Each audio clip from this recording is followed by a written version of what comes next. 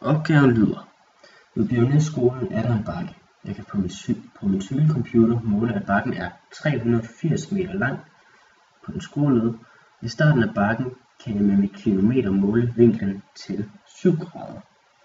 Og det første vi skal gøre, det er at tegne bakken ind i GeoGebra. Og vi starter simpelthen med at sætte et punkt i koordinatet 0. Og derefter så sætter vi et punkt i 380, fordi vi ved at bakken er så lang.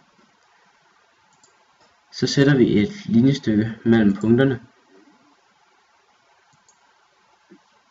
og går derefter op i vinkel med given størrelse, trykker på B og derefter A, og så sætter vi vinklen til 7 grader mod uret, og så får vi dette punkt heroppe. Vi starter lige med at sætte et linjestykke mere ind. Så har vi det, og derefter så tager vi en vinkelret linje og trykker på B og sætter den på x-aksen her, og så har vi ligesom vores bakke. Vi sætter også lige et punkt i midten af de her to. Yes, fantastisk. Og så har vi jo faktisk bakken. Vi kan lige så godt lige sætte nogle værdier ind på alle sider, så vi kan se længderne.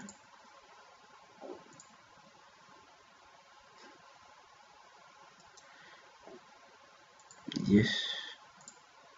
Og der kan jeg godt se, der har jeg glemt at lave et linjestykke mellem B og C punktet her. Det gør vi der. Og så laver vi lige den her. Yes. Så kan vi se, nu kan vi ligesom se, hvor høj bakken er og hvor lang bakken er. Det næste spørgsmål, det lyder, hvor høj er bakken? Og som I kan se, så har jeg lige fundet det ved hjælp af GeoGebra. Og der er faktisk to måder at finde højden på.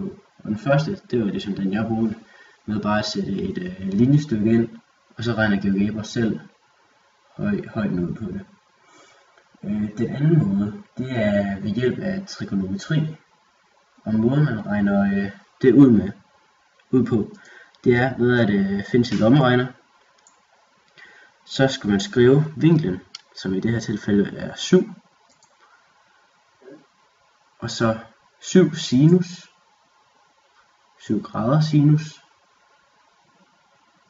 gange med hypotenusen, som er 380, er lige højden. Og det kan I se, det passer fuldstændig med hinanden. Så det var den anden måde, man kunne regne det på. Så kommer vi til det sidste spørgsmål. Og det er, hvor meget stiger bakken i procent. Og her har vi faktisk en formel, der kan regne det ud.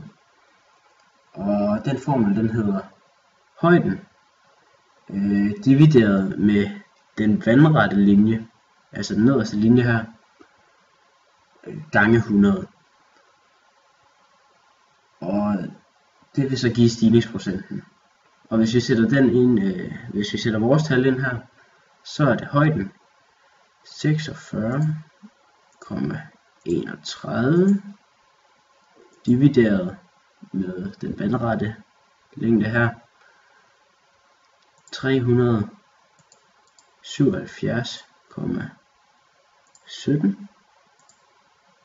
gange med 100 for at finde det i procent.